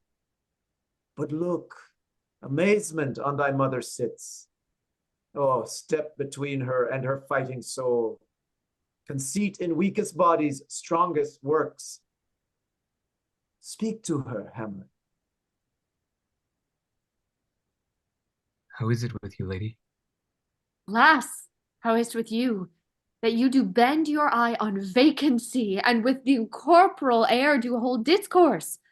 Forth at your eyes your spirits wildly peep, and as the sleeping soldiers in the alarm, your bedded hair like life and excrements start up and stand and end. O gentle sun, upon the heat and flame of thy distemper sprinkle cool patience. Whereon do you look? On him! On him! Look, you how pale he glares! His form and cause conjoined, preaching to stones, would make them capable. Do not look upon me, lest with this piteous action you convert my stern effects. Then what I have to do will want true color, tears perchance for blood. Whom do you speak this? Do you see nothing there? Nothing at all. Yet all that is, I see. Nor did you nothing hear. Oh, nothing but ourselves. What? Look, you there? Look how he steals away, my father, in his habit as he lived. Look, where he goes even now out of the portal. Oh, this is the very coinage of your brain. This bodiless creation, ecstasy is very cunning in. Ecstasy. My pulse, as yours, doth temperately keep time, and makes as healthful music. It is not madness that I have uttered. Bring me to the test, and I the matter will reward with madness would gamble from. Mother, for love of grace, lay not that flattering unction of your soul, that not your trespass, but my madness speaks. It will but skin and film the ulcerous place, whilst rank corruption mining all within infects, unseen. Confess yourself to heaven. Repent what's past, avoid what is to come, and do not spread the compost on the weeds to make them ranker. Forgive me this my virtue, for in the fatness and these pursy times, virtue itself of vice must pardon, beg, yea, curb and woo for leave to do him good. Oh, Hamlet, thou hast cleft my heart in twain. Oh, throw away the worser part of it, and live the purer with the other half. Good night. But go not to my uncle's bed. Assume a virtue if you have it not. Refrain tonight, and that shall lend a kind of easiness to the next abstinence, the next more easy. For use almost can change the stamp of nature. And either hold the devil or throw him out with wondrous potency. Once more, good night. And when you are desirous to be blessed, I'll blessing beg of you. For this same, Lord, I do repent. But heaven hath pleased it so to punish me with this and this with me, that I must be their scourge and minister. I will bestow him and will answer well the death I gave him. So again, good night. I must be cruel only to be kind. This bad begins, and worse remains behind. One word more, good lady. What shall I do? Not this, by no means, that I bid you do.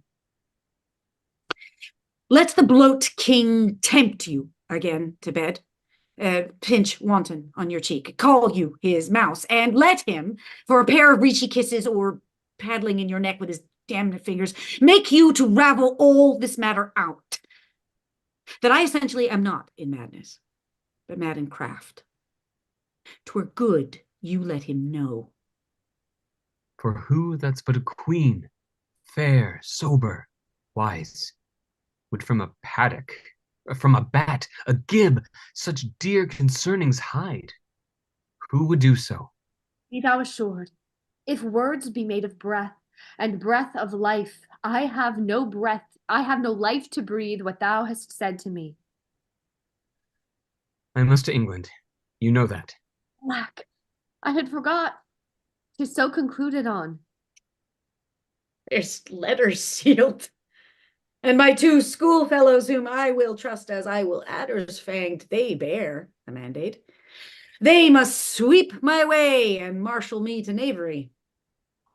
Let it work. For 'tis the sport to have the engineer hoist with his own petard, and show it shall go hard. But I will delve 1 yard below their minds and blow them at the moon. 'Tis most sweet when in 1 line 2 crafts directly meet. This man shall set me packing. I'll lug the guts into the neighbor room. Mother, good night indeed. This counselor is now most still, most secret, and most grave. Who was in life a foolish prating knave. Come, sir, to draw toward an end with you. Good night, mother.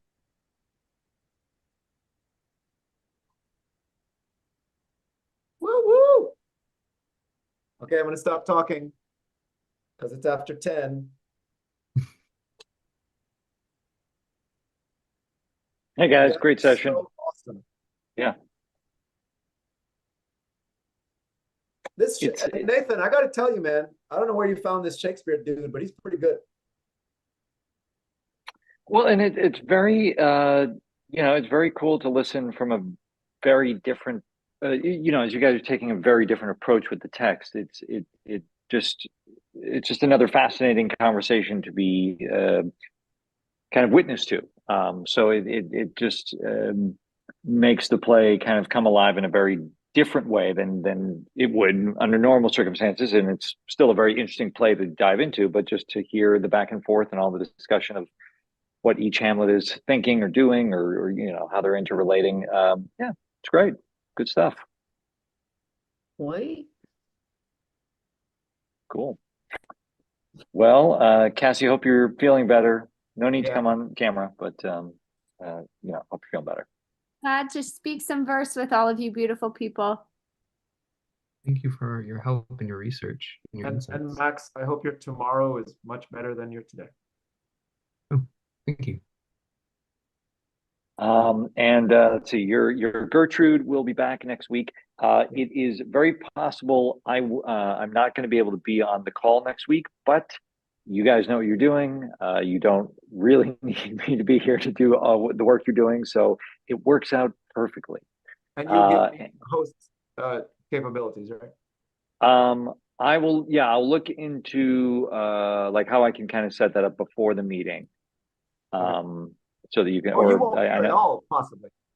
possibly I won't be able to be on the call, but there's also like a host key. I'll figure out technically how to make that happen.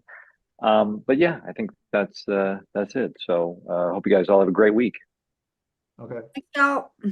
Thank you. See you next Tuesday, and not in an offensive way. All right, good night all. Good night.